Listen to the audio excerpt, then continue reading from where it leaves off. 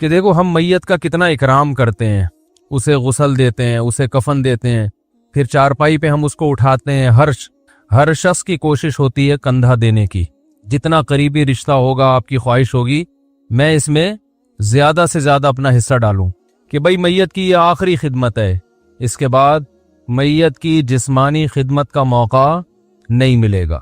پھر قبر پہ مٹی ڈالتے ہیں، پھر اس کے بعد دعا کرتے ہیں، پھر ساری زندگی اس کے لیے دعا کرتے رہتے ہیں، یہ سال ثواب بھی کرتے ہیں، صدقات و خیرات کرتے ہیں، دعائیں بھی مانگتے ہیں۔ یہ سب اس لیے ہے کہ ہم مانتے ہیں کہ اس کائنات کو کسی نے بنایا اور انسان کو بھی کسی نے بنایا۔ اگر آپ اللہ کو نہیں مانتے، آپ مانتے ہی نہیں کہ یہ کائنات کسی نے بنائی ہے، تو اس کا مطلب یہ ہوا کہ یہ کائنات اتفاق سے وجود میں آئی ہے۔ اتفاق سے بنی ہوئی چیزیں قابل تعظیم بولو نہیں ہوتی، تو اتفاق تھا، کچھ بھی بن سکتا تھا، خربوزہ بن گیا، تربوز بن گیا، کوئی پہاڑ بن گیا، کوئی گوبر بن گیا، تو انسان بھی بن گیا۔ تبھی یہ جو ملحد لوگ ہیں ان کی زندگی بڑی عجیب، مر گئے تو یہ قابل تعظیم بولو نہیں ہے۔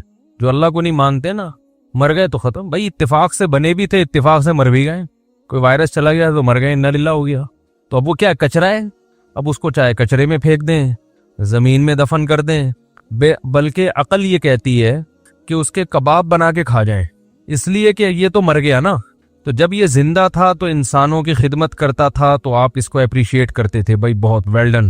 اب مر گیا تو کسی کے کام آ جائے، پروٹین سے فل آف پروٹین ہے نا، کیا خیال ہے؟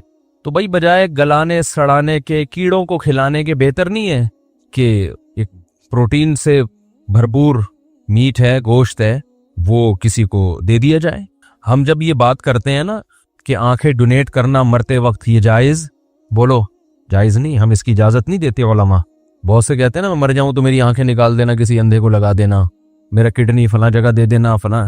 آپ کا کڈنی خدا نخواستہ خراب ہے، ہاسپٹل میں کوئی کڈنی ہے یا زندہ آدمی اپنا کڈنی دے دیتا ہے، اس میں علماء کے اچھا خاصا اختلاف ہے، بہت سے علماء اس کی گنجائش دیتے ہیں، لیکن اس کی گنجائش نہیں ہے، یا تو وقتی فوری کوئی ضرورت ہو کسی کو، لیکن اس کی گنجائش نہیں ہے کہ آپ مرتے ہوئے آنکھیں ڈونیٹ کر دیں، کڈنی مرتے ہوئے ڈونیٹ کر دیں آپ، یا کوئی بھی جسم کا پارٹ آپ کہیں کہ یہ نکال کے کسی کے بھی لگا دینا کیونکہ میں تو اب دنیا سے جا رہا ہوں۔ تو جو لبرل لوگ ہیں نا، ان کو علماء کے اس فتوے پہ بہت اعتراضات ہوتے ہیں کہ یہ انسانیت کی خدمت سے روک رہے ہیں لوگوں کو، یہ لوگوں کو انسانیت کی خدمت سے۔ بھائی ایک آدمی کی آنکھیں نہیں ہیں، یہ مرتے ہوئے آنکھیں ڈونیٹ کر دے تو وہ بیچارہ نابینے کی آنکھیں لگ جائیں گی تو کام آ جائیں گی نا، تو کیا ہے انسانیت کی خدمت؟ اصل بات یہ ہے کہ یہ موت کے بعد کی زندگی کے قائل نہیں ہے۔ جب انسان اتفاقی حادثے کے نتیجے میں وجود میں آیا ہے تو ہم ان لبرل لوگوں سے کہتے ہیں کہ پھر صرف آنکھیں ہی ڈونیٹ کرنے کی بات مت کرو، بہت سے غریب علاقوں میں خوراک کی کمی ہے، پھر میت کو یہ بھی اجازت ہونی چاہیے کہ وہ وصیت کرے کہ میں جب مر جاؤں تو میرا گوشت فلاں غریب علاقے میں بانٹ دینا۔ بھائی کورونا کی وجہ سے لاک ڈاؤن ہوا ہے، بہت سے علاقوں میں گوشت بہت مہنگا ہے، تو میں مر جاؤں گوشت کا لیبارٹری ٹیسٹ کرا دینا کہ کوئی جرم نہ اس کے اندر، اگر ہو نہیں ہے تو فلاں علاقے میں بھی تھر گیا نا، میرا دورہ بھی تھر کا ہوا تھا، ویڈیو آئی تھی اس میں، ہم جب ریگستانوں کے اندر گئے ہیں 2.5 گھنٹے کی ڈرائیو کر کے، ہم نے ایسے لوگ دیکھے جن کو پورے سال گوشت کھانے کو نہیں ملتا۔ قربانی کا گوشت نے ایک ٹرسٹ پھر تقسیم کرتا ہے تو بقرعید میں ان کو گوشت مل جاتا ہے، جب تک وہ ٹرسٹ جو پاکیٹ ویلفیئر ٹرسٹ ہے، جب تک وہ ٹرسٹ ان کو گوشت نہیں دے رہا تھا تو وہ کئی سال گزر جاتے تھے ان کو گوشت کھائے ہوئے۔ سبزی ایک قسم کی اور دال، سبزی بھی ایک ہی جیسی پورے سال جو وہاں اگتی ہے، ایسے پسماندہ علاقے۔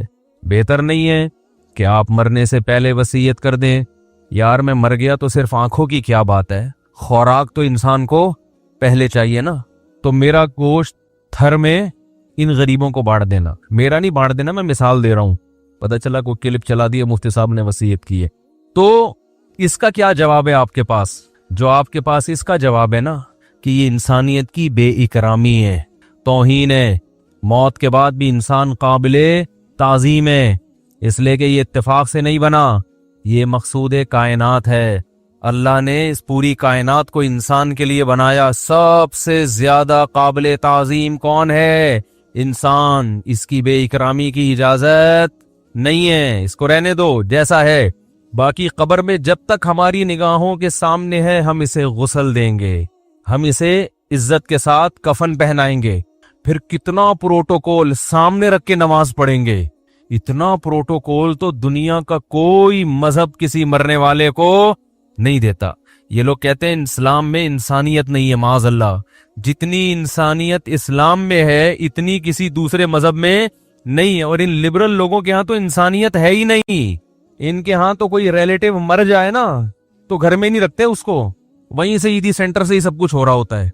जितने मजहब को फॉलो करने वाले लोग हैं मैंने देखा है, मैयत से उतनी ज्यादा मोहब्बत करते हैं।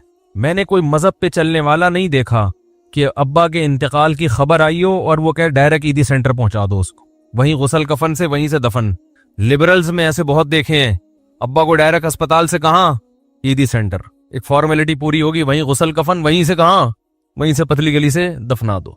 और जो ज्यादा लिबरलिज्म की इंतहा को पहुंचे हुए वो तो कफन दफन में भी शरीक नहीं होते, मॉडर्न है बहुत ज्यादा। दफनाने के बाद इत्तला दे देना इंतकाल हो गया है। तो वही कल्चर तो इस्लाम ने प्रोटोकॉल दिया, इसलिए कि इस्लाम कहता है ये मकसूद कायनात, ये मरा नहीं है, ये एक जहां से दूसरे जहान में शिफ्ट हो गया है। रहा ये मसला कि कब्र के अंदर कीड़ों ने खा के खत्म करना है, भाई वो हमारा हेडेक नहीं है, वो कीड़ों का हेडेक है। वो अल्लाह जाने और बंदा जाने। अल्लाह ने निजाम बनाया है, मिट्टी खा के खत्म करेगी, जिस्म खत्म। ये जिस्म हमें अमानत के तौर पे मिला है, ये छीन लिया जाएगा हमसे। तो अल्लाह को इजाजत है, हमें इजाजत नहीं है। देखो अल्लाह ने कत्ल को हराम करार दिया ना, किसी इंसान को किसी ने कत्ल किया, कुरान कह रहा है फका अन्नमा कतल अन्नास जमिया, ऐसे है जैसे सारी इंसानियत को कत्ल कर दिया।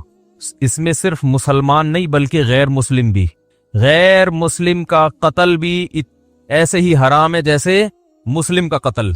और मुस्लिम को कत्ल किया तो और बड़ा गुनाह। लेकिन सवाल पैदा होता है, अल्लाह हम किसी इंसान को मार दें, इतना बड़ा गुनाह, और तू तो रोजाना करोड़ों इंसानों को वैसे ही मार देता है। कितने लाखों इंसान मरते हैं कि नहीं मरते?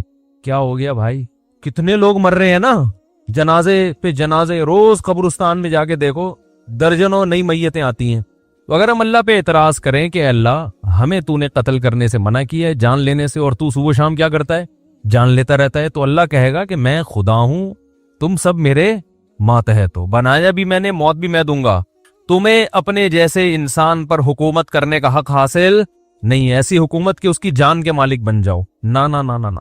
तभी हदीस में आता है कि आप सल्लल्लाहु अलैहि वसल्लम ने बतौर सजा किसी को आग में जलाने से मना किया है, सख्त।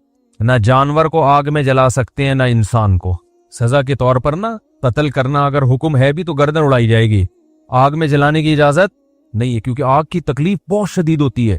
तो इसकी लॉजिक क्या बयान की नबी सल्लल्लाहु अलैहि वसल्लम ने, फरमाया ला युअज़्ज़िबु बिन्नारी इल्ला रब्बुन नार, के आग से अजाब वही दे सकता है जिसने आग को बनाया। अल्लाह को ये राइट है कि सजा के तौर पर जहन्नम की आग में दाखिल कर दे, वो अल्लाह है, उसको हक है, वो मुतलक बादशाह है, इंसान को हक नहीं है। वो एक एथियस्ट ये एतराज कर रहा था इस्लाम पे कि एक तरफ तो कहते हैं कि ये इस्लाम पीस और अमन और ये सब चीजों का मजहब है, और बकरीद पे करोड़ों जानवर काट देते हैं। तो वो काटते नहीं है, वो कटवाए जाते हैं हमसे। किसकी तरफ से? अल्लाह की तरफ से। तभी नबी सल्लल्लाहु अलैहि वसल्लम ने फरमाया कि चिड़िया की भी जान लेना, हदीस का मफहूम है, हमारे लिए नाजायज है बगैर किसी वजह के। सहाबा इकराम में बाज सहाबा तीर अंदाजी सीखते थे मुर्गियों को बांध के, मुर्गी को बांधा, उसका निशाना ले रहे हैं ना, आप सल्लल्लाहु अलैहि वसल्लम ने इस अमल से मना किया कि मुर्गी को तख्ता मश्क ना बनाओ, क्योंकि ये जानवर पे जुल्म है। जानवर का शिकार जब किया जाएगा जब गोश्त खाने की जरूरत हो, इसके अलावा महज एंटरटेनमेंट के लिए जानवर मारना शुरू कर देना, इसकी शरीयत में इजाजत नहीं है, क्योंकि वो भी एक अल्लाह की मखलूक है, उसको भी जिंदा रहने का हक है। तो बैलेंस है ना हर चीज में। तो मेरे भाई, जो बार बार हम आपसे कह रहे हैं ना, हम क्या अल्लाह कह रहा है कि इस्लाम को फॉलो करो, इसके अलावा आपके पास कोई रास्ता सिरे से है ही नहीं। सही गलत तो बात की बहस है कि सही होगा कि गलत। कैसे यार समझाएं, मिसालों पे मिसालें, खोपड़ी घूमती है मेरी। मिंबर पे जब बैठता हूं तो खोपड़ी ने सिग्नल बहुत सारे आना शुरू हो जाते हैं। تو وہ جو موضوع چل رہا تھا نا اس کے علاوہ اتنی چیزیں دماغ میں آتی ہیں کہ موضوع کو پکڑ کے رکھنا بڑا مشکل ہو جاتا ہے. دیکھو آپ جنگل میں ہو, چاروں طرف گھٹا ٹوپ اندھیرا ہے, ادھر شیر, ادھر چیتا, ادھر لومڑی, ادھر ہاتھی, کہیں جانے کا راستہ ہی نہیں ہے. ایک ٹریک آپ کو نظر آیا, ایک ٹریک آپ کو نظر آیا, آپ آنکھ بند کر کے اسی ٹریک پہ چلو گے. اس بحث میں نہیں پڑو گے کہ یہ سیدھا راستہ ہے بھی یا نہیں ہے, کیونکہ اس کے علاوہ کوئی راستہ آپ کے پاس, کوئی ٹریک ہی نہیں ہے کہ جس کو ٹریک کہا جائے. دو راستے ہوں گے تو آپ بحث کرو گے یار یہ سیدھا ہے یا یہ والا انڈا موڑ جائے گا, یا ہم تو انڈا موڑ کے ہیں تو ہم تو یہی کہیں گے نا کہ یار اس میں سے انڈا موڑ کون سا والا جائے گا, یہ والا یا یہ والا. جنگل میں تو نفس راستہ مل جائے, ٹریک مل جائے, بس بھائی چلو یار ادھر سے تو نکلو. یہ کہتے ہیں نا بھائی یہاں سے نکل. دیکھو کراچی کے حالات اب کچھ بہتر ہوئے ہیں, پھر دوبارہ خراب ہو رہے ہیں. اللہ تعالیٰ ہمارے کراچی کی حفاظت فرمائے. جب بہت زیادہ حالات خراب تھے, صدر میں ٹیبلٹ نے واکنگ کرنا شروع کر دی, یعنی گولیاں چلنا شروع ہو گئی. کسی نے پوچھا نا صدر میں گولیاں چل رہی ہیں, اس کی انگلش بناؤ. اس نے کہا tablets are walking in president. یہ ہمارے ہاں انگلش بولی جاتی ہے. صدر میں فائرنگ ہو رہی ہے, گولیاں چل رہی ہیں, tablets are walking in president. اس کا کیا مطلب ہے؟ صدر میں